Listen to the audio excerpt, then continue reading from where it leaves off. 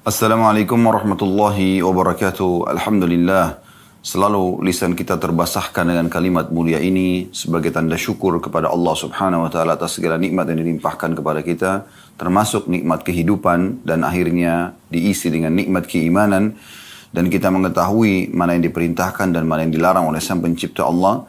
Selanjutnya kita juga panjatkan salam hormat kita, salawat dan taslim kepada utusan Allah Nabi besar Muhammad sallallahu alaihi wa ala alihi wa sahbihi wasallam, yang dengan jasa beliaulah kita memahami syariat Allah Subhanahu wa taala dan juga mengucapkan salam hormat kepada beliau dijadikan ibadah kepada Allah Subhanahu wa taala. Saudaraku seiman, pada kesempatan ini kita akan membahas sebuah topik yang sebenarnya nampaknya pendek, tapi ini adalah asas atau pondasi dasar dalam kehidupan kita, yaitu tujuan hidup. Saudaraku seiman, kita bisa buka bersama-sama di awal acara kita ini surah Az-Zariyat. Ini biar Al-Quran yang menjawab judul kita ini supaya lebih jelas, dan dari situ insya Allah kita akan jabarkan panjang lebar. Surah Az-Zariyat, surah nomor 51 di ayat 56-nya. Di situ Allah Subhanahu wa taala berfirman yang memberikan gambaran tentang judul ini, dan surah atau ayat inilah yang menyebabkan kami memilih juga judul ini. Allah berfirman, "Wa ma khalaqtul jinna wal insa illa liya'budun." Aku tidak ciptakan jin dan juga manusia kecuali untuk mengabdi, menyembah, patuh kepadaku. Jadi teman-teman sekalian, sebagai seorang muslim, kita sudah yakin tentang makna kalimat La ilaha illallah. Tiada Tuhan yang berhak disembah kecuali Allah. Artinya, teman-teman semua melihat, mengarahkan pandangan matanya ke langit, semua yang dijangkau oleh mata kita di sana, dari burung yang terbang, pergantian siang malam, hujan yang turun, awan, bintang-bintang, atau yang tidak terjangkau oleh mata kita. Mungkin kecanggihan teknologi manusia sampai di hari kita sekarang masih belum bisa menjangkau jenis-jenis bintang tertentu di langit sana. Jadi ada yang belum nampak gitu ya. Kemudian juga di bumi, apapun yang nampak, seperti misalnya yang nampak seperti manusia, kita sendiri ya, manusia ini sendiri. Dari beragam macam paras wajah, postur tubuh, kemudian bahasa, kebiasaan, ya, tradisi, dan populasi manusia, interaksi satu sama yang lain di antara mereka. Kemudian juga tumbuh-tumbuhan, dari rumput yang kecil sampai pohon beringin yang besar, dengan beragam macam bentuknya, ya, sifat-sifatnya. Kemudian juga hewan-hewan dengan berbagai macam jenisnya nampak dengan jelas di depan mata kita, apalagi dengan teknologi yang ada sekarang. Kita bisa melihat semua jenis hewan yang ada di hutan, di lautan, diangkat, divideokan, dan kita bisa melihat mereka semua. Walaupun mungkin belum semua terjangkau, tapi kita bisa lihat dari semut yang kecil sampai gajah yang besar, dari ikan yang kecil sampai ikan yang besar, dari burung-burung yang kecil sampai burung yang besar. Jadi semua bisa nampak. Kemudian juga air, ya, yang kita bisa gunakan setiap harinya, api, udara, ya. Ada juga yang tidak nampak dengan mata kita. Udara pun termasuk yang tidak nampak, ya. Yang tidak nampak seperti misalnya, ya, jin, manusia, partner daripada manusia yang Allah ciptakan, tapi memang manusia Allah tidak nampakkan pada manusia. Kemudian semua perasaan-perasaan yang kita rasakan, rasa suka, rasa sedih, ya, senang, ya, gembira, ngantuk, ya, lapar, haus, semua ini tidak nampak, tapi kita bisa rasakan, ya. Semua itu, teman-teman sekalian, kembali kepada satu makna atau satu kalimat, masuk dalam satu kalimat yang selama ini umat Islam selalu ikrarkan dan juga yakini. Bahkan dengan kalimat ini seseorang bisa dianggap masuk ke dalam agama Islam, yaitu La ilaha illallah. Tiada Tuhan yang berhak disembah kecuali Allah. Artinya semua di langit dijangkau oleh tidak dijangkau oleh mata kita. Semua di bumi, semua di kedalaman lautan dijangkau oleh tidak dijangkau oleh mata kita. Kata kuncinya, tidak ada penciptanya, tidak ada pemiliknya, tidak ada yang mengurus, tidak ada yang mengawasi, kecuali Allah Subhanahu wa ta'ala. Oleh karena itu seorang muslim selalu kembali kepada satu Tuhan ini. Ya, satu Tuhan ini.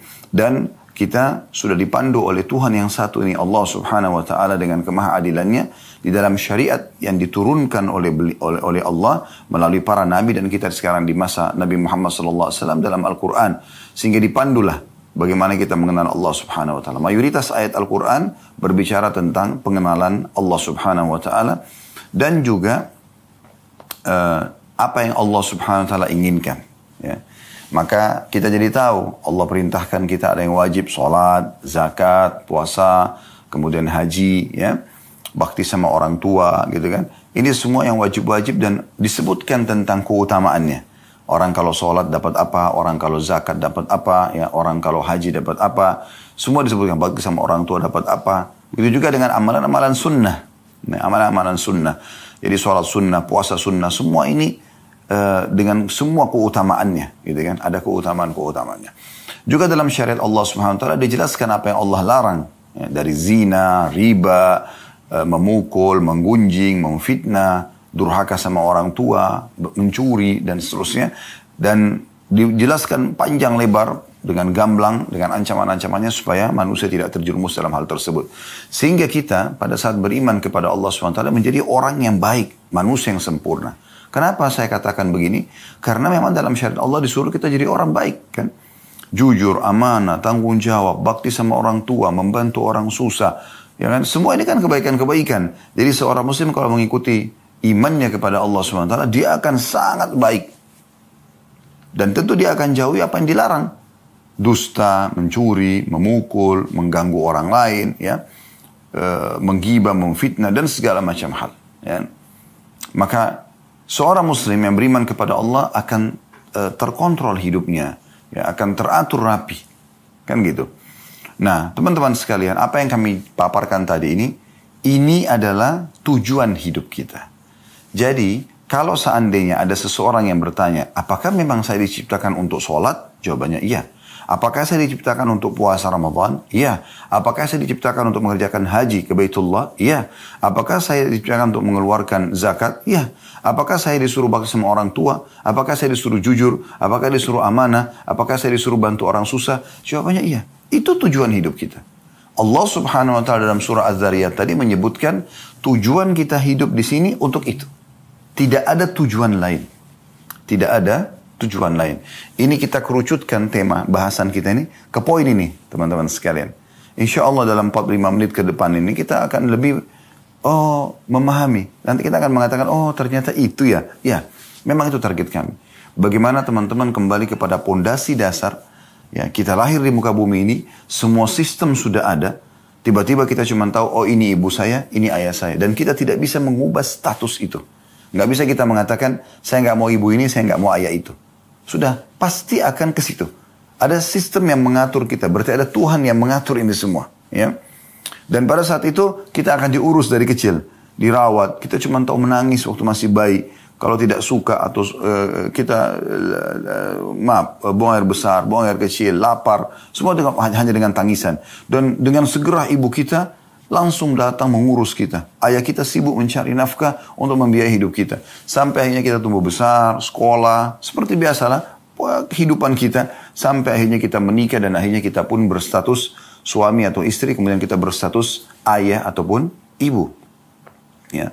Dan akhirnya kita juga akan bersama dengan orang-orang tua kita yang terdahulu, yaitu meninggal dunia dan kembali kepada Tuhannya Allah Subhanahu wa Ta'ala. Ini rukun iman kita sebagai seorang muslim.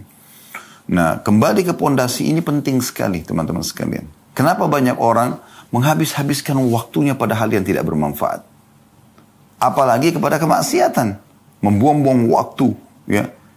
Daripada dia menikah, melampiaskan biologisnya pada yang halal, dia pergi kepada perzinahan. Daripada dia, ya, bertransaksi dengan jual beli, kejujuran, transparansi, maka dia pergi ke riba, gitu kan? Dan kezaliman, penipuan. Nah ini, kenapa? Karena dia tidak faham tujuan hidupnya. Tujuan hidup sebenarnya untuk menjadi orang baik. Untuk menjadi orang patuh kepada Allah. Dan menjauhi semua yang dilarang. Kalau orang terjerumus pada pelanggaran ini karena tidak faham tujuan hidup dia apa. Dia tidak faham sebenarnya. Kita berada di muka bumi ini dengan sistem yang sudah ada. Semua fasilitas yang ada. Air, udara, Semua musim-musim kebutuhan kita, buah-buahan, hewan-hewan, banyak semua terpenuhi. Semua itu hanya satu. Mengerucut kepada surah Az-Zariyat tadi, ayat 56. Fahami ini teman-teman sekalian. Supaya jangan lagi setelah mendengarkan ceramah ini kita menyia-nyiakan banyak waktu kita. Hanya dipakai pada hal-hal yang tidak ada manfaatnya. Kalau bukan yang Allah perintahkan, wajib atau sunnah, maka minimal Anda kalau mau menggunakan sebagian waktu Anda, sebagian saja kepada hal yang mubah. Kalau yang haram tidak dibolehkan sama sekali. Yang Allah subhanahu wa ta'ala haramkan, itu tujuannya dipelajari untuk dijauhi, bukan dicoba. Tidak usah Anda mengatakan, oh babi Allah haramkan, saya mau coba dulu bagaimana rasanya. Nggak perlu. Nggak perlu Anda mengatakan, oh ini khamar, minuman keras Allah haramkan, saya mau tahu dulu rasanya seperti apa. Dan seterusnya. Tidak perlu. Kita pelajari hanya untuk dijauhi. Nah demikian juga dengan hal-hal yang halal. Allah perintahkan, disuruh kita pelajari dan kita boleh nikmati. Dan kita kerjakan. Sholat, puasa, haji dan seterusnya. Dan semua makanan-makanan halal, minuman halal, pakaian halal, pendapatan halal, silakan nikmati. Nah ini pondasi dasar teman-teman sekalian. Pondasi dasar. Banyak sekali manusia lalai dari masalah ini. Sehingga akhirnya terbuang-buanglah waktu. Dan mereka akan menyesal di akhir hidup mereka. Teman-teman bisa lihat, kita buka juga pelengkap daripada bahasan kita, Al-Quran. Silakan buka di aplikasi handphone Anda. Surah Al-Mu'minun. Surah nomor 23, ayat 99. Ya. Sekali lagi, Surah Al-Mu'minun, surah nomor 23, ayat 99. Di situ Allah subhanahu wa ta'ala menjelaskan tentang bagaimana nanti orang-orang yang tidak mengetahui tujuan hidupnya, mereka kufur kepada Allah subhanahu wa ta'ala, mereka menghabiskan waktunya selama di dunia yang sangat terbatas, 60-70 tahun setelah itu mereka akan meninggal juga. Sebagaimana para penghuni kuburan, kalau Anda lewat di kuburan, Anda akan lihat itu adalah gundukan tanah dan juga batu nisan. Tapi sadar gak kita, kalau di dalamnya ada manusia seperti kita, bahkan mungkin lebih cantik, lebih gagah, lebih kaya, lebih berprestasi, tapi toh juga masuk ke dalam kuburan. Bukan cuma mereka, para nabi-nabi pun merupakan utusan Allah juga masuk ke dalam kuburan. Mereka dikuburkan. Kita pun akan seperti itu. Jangan nanti di saat malaikat maut datang mencabut ruh kita, dan kita sudah dibungkus dengan kain kafan, dimandikan oleh orang-orang terdekat kita yang kita tidak bisa memprotes mereka sama sekali. Mereka tinggal membungkus kita lalu membawa kita ke kuburan. Dan sesuai dengan sabda Nabi SAW, kalau anak Adam meninggal dunia akan ikut ke kuburan 3. Akan ikut keluarganya, akan ikut hartanya, dan akan ikut amalnya. Serta akan pulang 2. Yang pulang adalah keluarganya. Secinta-cinta Anda kepada suami, secinta-cinta Anda kepada istri, secinta-cinta Anda kepada anak, anak kepada orang tua, dan siapalah sahabat dengan sahabatnya, mereka paling lama di atas liang lahat itu setengah jam. Setengah jam, mungkin 1 jam paling lama. Tidak akan pernah ada seorang ibu pun yang sangat cinta dengan anaknya, ayah cinta sama anaknya, suami atau istri cinta satu sama yang lain, atau sahabat sama sahabatnya nginap di kuburan itu, tidak ada. Sudah menjadi sistem yang Allah buat, pasti mereka pulang. Walaupun mereka sedih, tapi mereka tidak akan temani kita di sana. Yang kedua, harta. Semewah apapun mobil yang teman-teman miliki, hanya akan parkir di pagar kuburan. Tidak akan masuk ke liang lahat. Juga kalau mobil Alphard Anda, Ferrari Anda dimasukkan ke liang lahat, mau diapakan? Mobil nggak dipakai di kuburan. Kan gitu. Maka semua ini akan pulang. Kerabat Anda akan beraktivitas mengisi sisa umur mereka, tinggal mereka lakukan isi dengan kebaikan atau keburukan, itu tergantung. Kemudian harta Anda akan dibagi menjadi warisan. Yang tinggal bersama Anda apa? Yang ketiga, yaitu amal. Nah yang selama ini teman-teman tidak fahami tujuan dari hidupnya, untuk sholat, untuk puasa, untuk segala macam, di saat itu mereka menyesal. Coba seandainya. Nah perhatikan tadi surah Al-Mu'minun kita bacakan, ya. Allah subhanahu wa ta'ala berfirman, Qala rabbirji'un. Orang-orang nanti yang kafir, ya, yang kufur kepada Allah, orang-orang yang tidak pernah mengisi dengan amal saleh, ya. Mereka tidak tahu tujuan hidupnya, foya-foya saja, tiap hari mabuk-mabukan, kumpul-kumpul, tidak ada manfaatnya, tidak ada hasilnya, tidak ada detik-detik yang Allah berikan diisi dengan ibadah, ya. Yang merupakan tujuan dasar tadi surah Az-Zariyat. Dia mengatakan, Qala rabbirji'un. Ya Allah, kembalikan aku, gitu kan. Mereka baru engah di saat malaikat maut sudah depan mata mereka sudah tinggal dicabut ruhnya, baru mereka mengatakan, wahai Tuhanku, kembalikan aku. Hati-hati teman-teman, jangan Anda menjadi orang yang disebutkan dalam surah Al-Mu'minun ini. Itu 99-nya. Ayat 100-nya Allah mengatakan, untuk apa mereka minta kembali? Apakah mereka mau kembali ke restoran favoritnya untuk makan makanan kesukaannya? Apakah mereka kembali untuk kumpul lagi dengan pasangan hidup dan anak-anaknya? Apakah mereka minta kembali untuk meeting bisnis yang miliaran? Apakah mereka kembali untuk mengatur sebuah program-program yang mungkin ya, atau mengaplikasikanlah program yang sudah mereka susun tapi belum sempat dijalankan? Tidak sama sekali. Ya. Mereka mengatakan, la'alli a'malu salihan fima tarakt. Semoga saja di saat engkau kembalikan aku, hai Tuhanku, ya, ke dunia, jangan mati dulu, gitu kan? Agar aku bisa beramal saleh, apa yang aku tinggalkan. Perhatikan, jadi ini tujuan hidup sebenarnya. Di saat kematian baru dia sadari, ternyata kumpul-kumpul sama keluarga, ya, meeting segala macam, ini pelengkap, ini warna hidup. Tapi tujuan dasarnya adalah mengabdi kepada Allah. Dia berharap kembali ke dunia untuk beramal saleh yang dulu dia sia-siakan. Lalu kata Allah apa? Kalla, innaha kalimatun huwa qailuha. Nggak mungkin, kata Allah. Itu hanya perkataan yang terucapkan di lisan. Wa min waraihim barzahun ila yaumi yub'atsun. Dan di belakang mereka ada barzakh, kehidupan barzakh, ada dinding pemisah antara mereka dengan dunia. Mereka nggak bisa lagi. Nggak ada lagi kuburan terbuka, orang yang mati bisa keluar beraktivitas lagi seperti kita, nggak ada lagi. Ya. Dan tidak ada itu yang sering digambarkan, maaf, di sinetron-sinetron kita, sebagian sinetron pocong bisa keluar, kuburan terbuka, lalu mengganggu orang atau keluar, itu tidak ada lagi. Mustahil. Kalau itu terjadi, maka mungkin setiap kita akan diketuk rumahnya oleh orang tua yang sudah meninggal. Atau tetangganya. Tapi tidak ada dalam Islam semua itu. Itu perusakan akidah yang harus diluruskan, ya. Jadi teman-teman sekalian, orang baru menyadari di saat dia meninggal, oh ternyata ini tujuan saya hidup. Ya. Sekarang saya kasih contoh rasional. Kalau teman-teman, misal kita anggap di titik ini, tiba-tiba ada malaikat maut di depan mata kita. Dan itu pasti terjadi, demi Allah akan terjadi teman-teman. Saya bukan menakut-nakuti, tapi kita pasti akan begitu. Saya atau Anda lebih dulu, kita semua sedang menuju ke liang lahat kita. Di saat malaikat maut itu datang, antara Anda sama malaikat maut itu, saya saja di ruangan ini, di studio ini, bisa tiba-tiba lihat malaikat maut. Anda semua tidak tahu. Kan begitu orang kalau mau meninggal, kan tidak ada yang bisa lihat malaikat maut. Allah hijab matanya, tidak bisa dia lihat. Tapi tiba-tiba, seperkasa apapun ya, orang itu, sepintar apapun dia, sekaya apapun dia, pada saat itu hitungan detik dia akan meninggal. Ruhnya dicabut, selesai. Itu fakta. Gitu kan? Pastikan. Sebagaimana Allah sebutkan dalam surah Al-Imran, kullu nafsin za'iqatul maut, semua jiwa pasti akan mati. Tidak mungkin tidak gitu.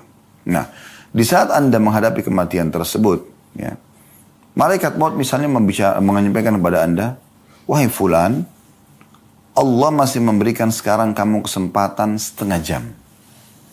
Setelah itu saya akan cabut ruh kamu. Kira-kira teman-teman, saya ingin tanya, coba bayangkan ini. Saya mau tanya, kalau setengah jam itu Allah berikan kesempatan, apa yang akan Anda lakukan? Saya kembali mengingatkan tadi apa yang saya ulangi. Apakah Anda akan cari lagi makanan favorit Anda yang setiap hari Anda sibuk mencari restoran makanan favorit tersebut? Padahal sebenarnya seorang muslim, makan yang ada, syukuri yang ada, kan gitu. Walaupun boleh, bukan tidak boleh kita mencari makanan kesukaan kita. Tapi jangan berlebihan teman-teman. Ada orang kadang-kadang untuk mengejar kuliner aja sampai sekian jam naik mobil. 3 jam, 4 jam gitu kan. Hanya untuk mengejar sebuah kuliner. Kalau kita kebetulan ke sana, makan. Nggak masalah. Nikmatin yang halal. Allah bolehkan itu. Tapi habiskan waktu dalam keseharian pada hal-hal yang tidak diperlukan untuk apa? Toh juga makanan itu rasanya di mana? Di ujung lidah. Anda bisa rasakan, oh ini sambal, oh ini rendang, oh ini ayam, oh ini nasi. Di ujung lidah. Kalau sudah lewat sepertiga jari kita, ini kan ada garis-garis ini. Sepertiga jari ini ke tenggorokan, kira-kira teman-teman, Anda masih bisa nggak membedakan mana ayam, mana rendang tadi, mana sambal, mana nasi? Udah nggak bisa. Dia masuk ke tubuh selesai. Berarti makanan itu cuma di ujung lidah kan? Silakan nikmati. Tapi jangan berlebihan. Karena Allah bolehkan kita makan dan minum. Yang penting halal dan thayyibah. Dibolehkan oleh Allah dan juga thayyibah. Tapi sesuai dengan kebutuhan. Makanya Nabi SAW mengatakan, wahai anak Adam, makanlah sesuatu yang bisa menopang tulang belakangmu agar engkau bisa berdiri, bisa beraktivitas. Jangan berlebihan. Dan kita tahu juga secara medis kita dilarang makan terlalu berlebihan. Kan begitu? Itu contohnya. Tapi memang ada batasannya teman-teman. Allah kasih kita batasan. Seenak apapun makanan itu. Misal kita suka sekali nasi goreng tertentu atau apalah nasi campur. Apalah kira-kira makanan yang kita suka. Berapa banyak kita bisa makan? Sepiring, dua piring itu sudah kenyangnya luar biasa. Ya. Terus selesai habis itu. Sekarang pakaian misalnya. Berapa lembar Anda bisa pakai? Selembar, 2 lembar. Sebanyak apapun pakaian Anda miliki. Apakah Anda bisa pakai semuanya sekaligus? Gak bisa. Ada batasannya kan? Kalau Anda pakai 5 lapis baju sekalian, orang tertawain Anda. Di musim dingin pun, orang mungkin pakai baju kaos, 1 baju luar, dan 1 lagi baju. Mungkin 3 lembar itu pun di saat tertentu, di musim dingin yang sangat gitu. Tapi kalau kita di Indonesia ini, mau pakai berapa lembar baju? 1 baju kaos, 1 baju luar, selesai. Ini, gak bisa kita pakai banyak-banyak. Begitu juga sepatu. Anda punya sepatu sampai 40 sepatu, 30 sepatu. Untuk apa gitu?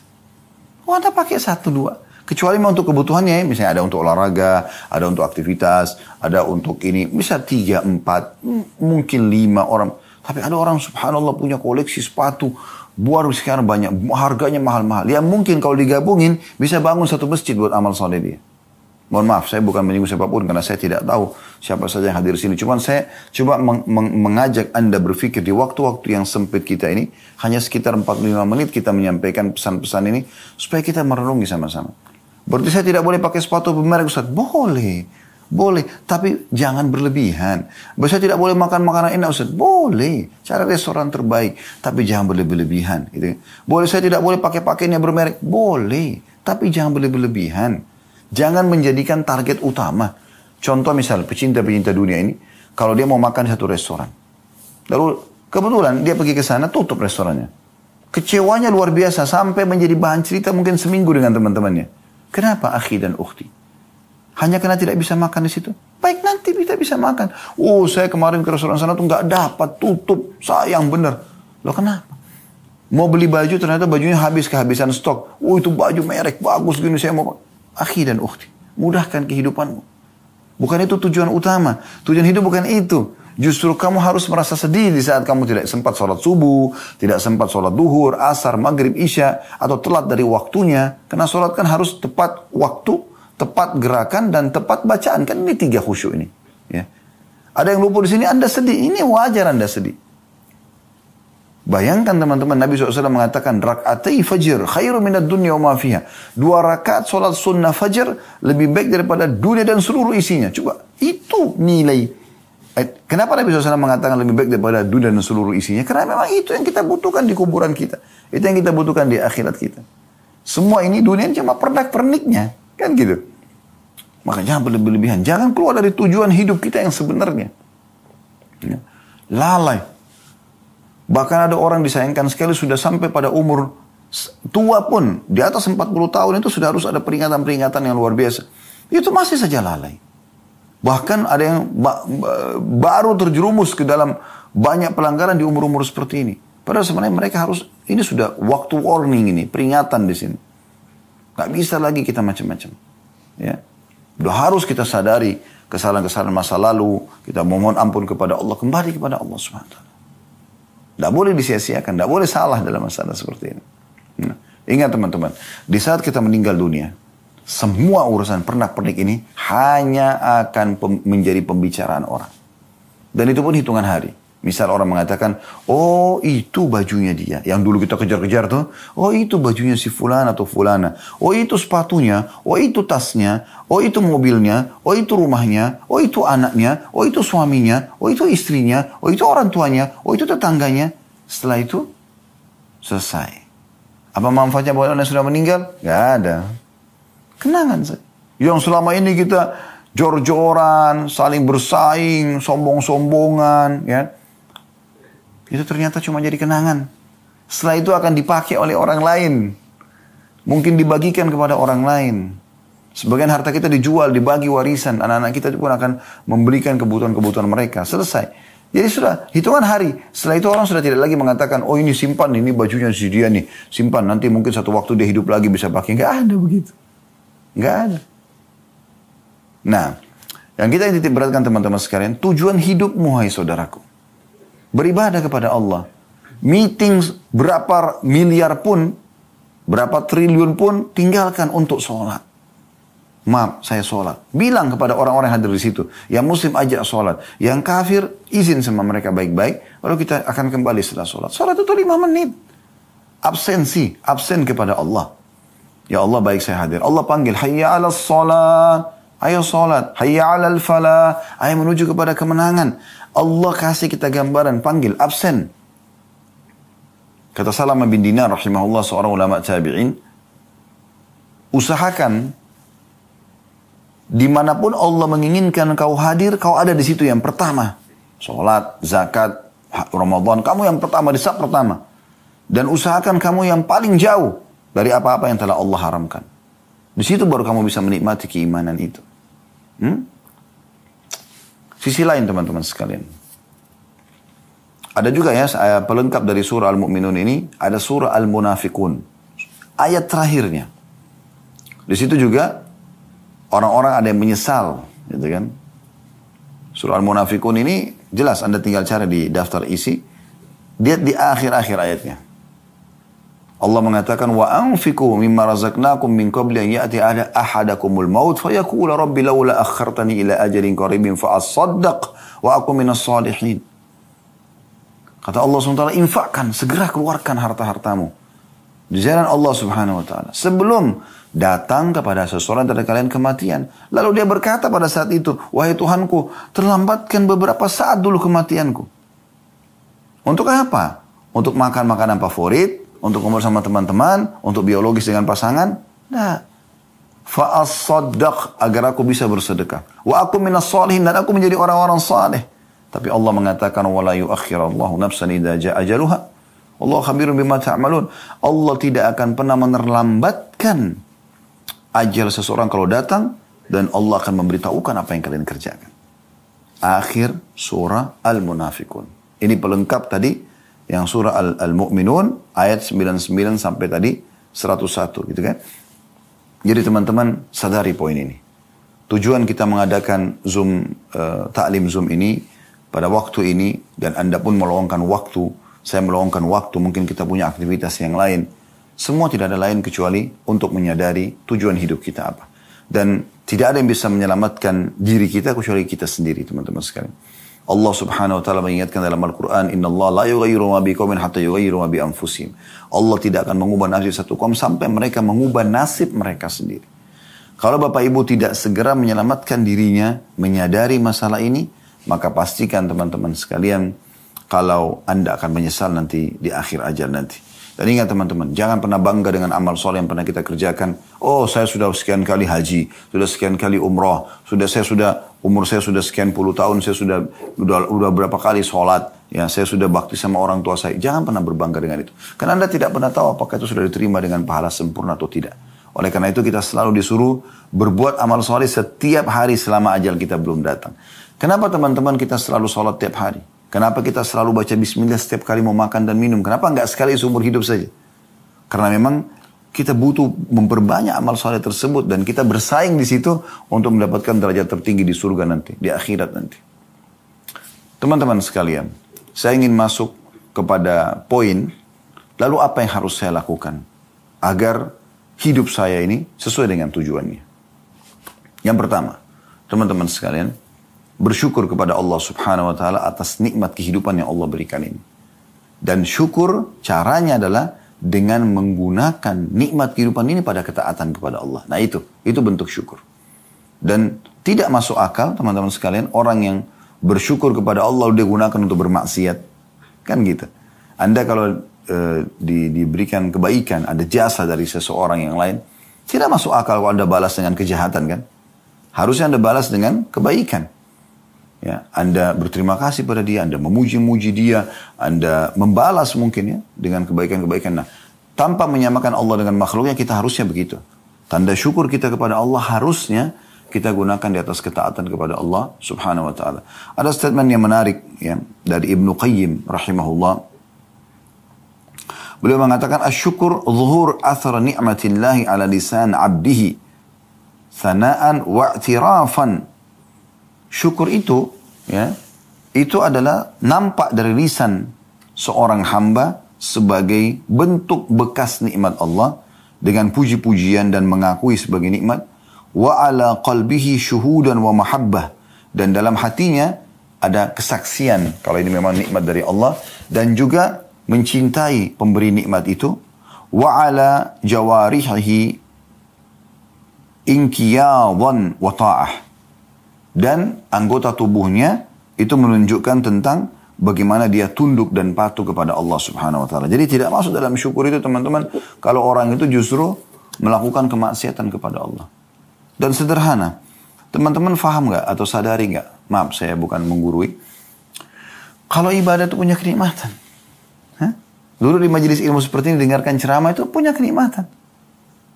Kenapa Anda tidak lakukan setiap hari? Kenapa hanya 45 menit atau 1 jam? Tentu waktu kita sekarang segitu. Tapi Anda bisa ulangin kan? Di playlist YouTube kami, kalau Anda datang ke channel YouTube kami, Khalid Basarma Official, ada playlistnya. Setelah beranda, ya, ada home itu, kemudian ada playlist. Anda klik, ada 25 lebih ya, seingat saya kajian kitab di sana. Anda bisa privat bersama kami. Anda tinggal pilih kitab mana, ya. Dan kitab yang paling mahal itu 150.000 rupiah saja harganya, Minhajul Muslim. Itu 1000 lembar. Semua sudah kami bedah kecuali ya bab warisan saja. Anda bisa ikutin setiap hari Anda dengarkan. Hari Senin misalnya Anda jadwalkan untuk belajar Minhajul Muslim. Hari Selasa Anda ingin belajar hadis, ada Sahih Targhib Tarhib, ada Riyadhus Shalihin, ada Sahih Hadis Qudsi. Ada banyak pilihannya ya. Ada Bulughul Maram, itu fikih hadis ya. Kemudian juga hari Rabu misalnya Anda mau belajar ya, dosa-dosa besar, ada Al-Kabair. Sudah 140 lebih dosa-dosa besar yang kita sudah bahas gitu kan. Dari durhaka sama orang tua, berbuat syirik, membunuh, berzina, riba dan seterusnya. Banyak di situ Anda bisa dengarkan. Kurikulumkan sehingga nanti Senin depan Anda cuma kembali kepada Minhajul Muslim. Hari Selasa Anda cuma kembali kepada kajian kitab hadis. Ya, Selasa depan. Hari Rabu Anda cuma mendengarkan dosa-dosa besar. Hari Kamis misalnya Anda mau belajar masalah rumah tangga. Kami ada bedah buku mahkota pengantin. Ada juga bedah buku lanjutannya begini dan mendidik anak dalam Islam. Kemudian hari Jumat misalnya Anda ingin mendengarkan sejarah Nabi. Ada 40 sekian, 50 sekian episode ya. Seingat saya. Kemudian juga ada serial-serial sahabat ya. Ada 40 lebih juga sahabat, biografi mereka, perbuatan amal-amal mereka, supaya kita mudah contohin gitu petuah-petuah mereka dan seterusnya. Misalnya hari Sabtunya misalnya Anda ingin belajar tentang contoh misalnya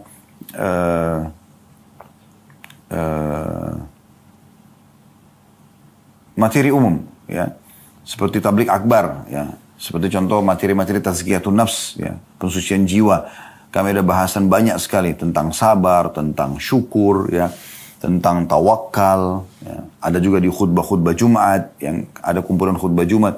Cukup banyak. Ya, cukup banyak. Nah itu semua teman-teman Anda bisa pelajari, bisa jadikan sebagai kurikulum. Contoh. Ya. Begitu juga ada kenikmatan sendiri Anda, ada kepuasan dalam jiwa. Di saat Anda mengerjakan ibadah apapun yang Anda tahu itu ada keutamaannya. Makanya kami selalu tekankan, teman-teman kalau mau kerjakan satu bentuk ketaatan kepada Allah, jangan kerjakan sampai Anda tahu janji Allah apa di ibadah tersebut. Misalnya, Anda mau rajin bersedekah. Bagaimana caranya? Supaya rajin Anda baca janji Allah di sedekah itu. Anda ketik di Google, keutamaan sedekah. Coba baca artikel-artikel situ. Anda ketik di YouTube, keutamaan sedekah. Banyak sekali ustadz-ustadz, kiai-kiai kita menceritakan tentang masalah sedekah. Anda bisa dengarkan. Maka itu akan jadi motivasi buat Anda. Atau Anda beli buku. Seperti Riyadhus Shalihin tadi yang sudah saya sebutkan. Anda bisa beli semua itu isinya keutamaan-keutamaan. Sahih Targhib Tarhib yang kita bedah di setiap hari Jumat itu juga ada keutamaan semuanya isinya. Ya. Kemudian Anda coba kerjakan setelah Anda tahu, oh saya dapat ini nih kalau saya sedekah. Saya dapat ini nih kalau saya sholat malam, kalau saya sholat duha. Maka Anda termotivasi untuk mengerjakan itu. Nah ini poin yang perlu untuk digarisbawahi ya. Jadi ini poin pertama saran kami, yaitu Anda bersyukur kepada Allah, dan syukur itu harus nampak teman-teman. Lisan kita selalu mengatakan Alhamdulillah. Ada yang mengatakan, oh rumahnya bagus bu ya pak ya, Alhamdulillah. Ini mobilnya bagus ya, Alhamdulillah. Oh Masya Allah, masih cantik atau makin cantik, makin gagah, Alhamdulillah. Oh Masya Allah ada jabatan, semua Alhamdulillah. Syukur kepada Allah. Karena memang itu tidak ada daya dan kekuatan kita kecuali dari Allah SWT. Bahkan kalau Anda mau, Anda ikuti dengan tawadhu, merendah, Anda mengatakan, iya Allah amanahkan kepada saya. Alhamdulillah Allah amanahkan rumah ini, Allah amanahkan mobil ini, Allah amanahkan anak-anak ini, Allah amanahkan suami atau istri ini, Allah amanahkan jabatan ini. Kita katakan begitu. Karena memang itu bukan milik kita, setiap saat kan kita bisa tinggalkan. Tadi saya sudah kasih contoh kalau kita meninggal dunia ya. Jadi kita seperti itu, bersyukur kepada Allah. Nampak di lisan dengan i'tiraf, tadi kata Ibnu Qayyim rahimahullah, dengan nampak bersyukur. Kemudian di hati kita yakini memang oh ini nikmat Allah. Besarkan nikmat itu teman-teman walaupun kecil. Besarkan dia. Kita bisa hirup oksigen, ini sebuah nikmat yang besar. Telinga kita bisa mendengar sebuah nikmat yang besar. Bahkan mohon maaf, Anda bisa buang air besar, mengeluarkan angin, buang air kecil. Nikmat Allah yang besar. Bayangkan banyak orang dirawat gara-gara tidak bisa buang air besar, tidak bisa buang air kecil. Terlalu banyak nikmat Allah yang melimpah ya. Yang kadang-kadang manusia karena termudahkan depan mata dia maka dia anggap remeh. Nah ini penting sekali teman-teman sekalian. Syukuri nikmat Allah subhanahu wa ta'ala. Yang kedua yang harus Anda lakukan ya. Mulailah Anda membuat program-program ibadah Anda. Dan mulai dengan hal-hal yang wajib saja dulu. Tata sholat Anda. Sholat 5 waktu. Azan gak ada kegiatan lain. Sholat. Apapun konsekuensinya. Enggak, saya harus sholat. Karena ini kewajiban. Kalau bertemu antara hak wajibnya Allah dengan hak wajibnya makhluk. Misalnya Anda mau sholat 5 waktu.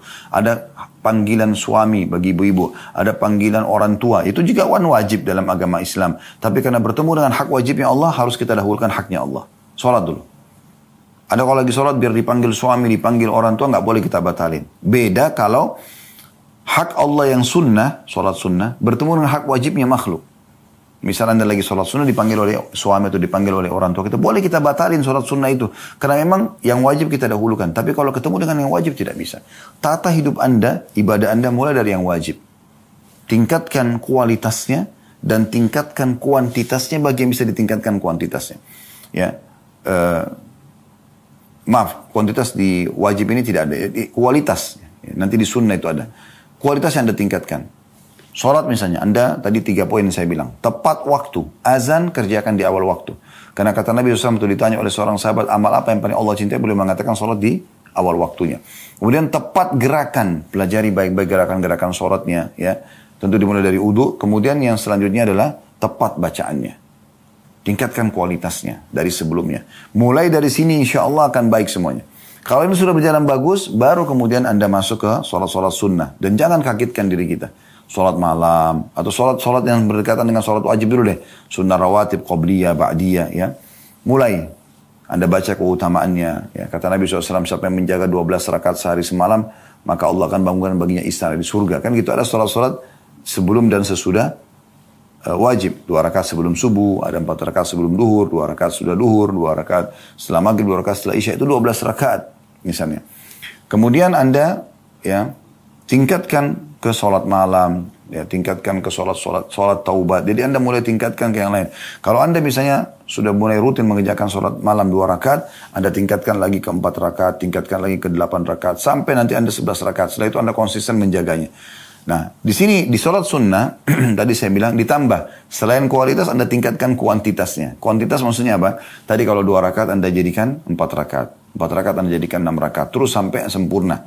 11 rakaat. Kalau sudah itu, sudah sempurna, Anda konsisten, Anda mulai menambah kuantitas bacaan. Tadi Anda cuma baca inna atayna wal asr. Anda sekarang tambah dengan, diperpanjang dengan surah ad-duha, ya, al-a'la, dan seterusnya. Kalau Anda sudah mulai mulai terbiasa sebulan, 2 bulan, 6 bulan, Anda pindah ke kualitas atau kuantitas bacaan yang lebih panjang. Di sholat-sholat sunnah teman-teman, fatwa ulama sudah membolehkan kita memegang mushaf, memegang Quran, atau memegang aplikasi Al-Quran di handphone kita. Sambil baca dari awal Al-Baqarah sampai khatam nanti dengan sholat malam Anda. Kan gitu, ini boleh. Baik, ini sholat. Misalnya terus Anda pindah ke puasa Ramadan. Ya. Anda jaga kualitasnya, Ramadan yang lalu apa yang kurang Anda sekarang sempurnakan. Ibu-ibu yang masih punya utang-utang Ramadan jangan ditunda-tunda.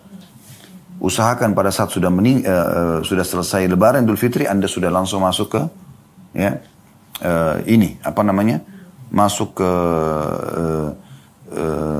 kalau Anda sudah kerjakan puasa Ramadannya, Anda mungkin ada hal-hal yang, utang Ramadan tadi, kalau Anda punya utang, dulunya Anda suka tunda-tunda sampai menjelang Ramadan akan datang, sekarang Anda kerjakan lebih cepat. Ya. Begitu selesai Lebaran, Anda sudah langsung bayar utang Anda, tanpa Anda utang, supaya kalau Anda meninggal, tidak ada beban, gitu kan. Kemudian kalau sudah Anda mulai pindah ke puasa-puasa sunnah, Senin, Kamis, Ayyamul Bid, ya. Anda coba lakukan, tingkatkan. Ini harus Anda sendiri yang lakukan. Begitu juga dengan zakat, setahun sekali. Baik, ada zakat, ada sedekah. Kalau sedekah setiap hari kita dianjurkan. Ada haji, sekarang setahun sekali. Ya kan? Dan ada umrah yang bisa kita kerjakan sepanjang tahun. Maka ini semua buat program hidup Anda, mulai dari yang wajib, kemudian Anda sempurnakan dengan yang sunnah. Yang ketiga teman-teman sekalian, jauhi semua kemaksiatan. Tutup semua keran-kerannya. Dimulai dari yang wajib. Dimulai maksudnya yang haram. Ya, dimulai dari yang haram. Ya, ini harus difahami baik-baik. Jadi, apapun yang haram Anda tinggalkan. Tidak boleh sama sekali Anda biarkan pintu terbuka. Masa lalu biarkan berlalu. Setelah taklim ini tidak boleh lagi.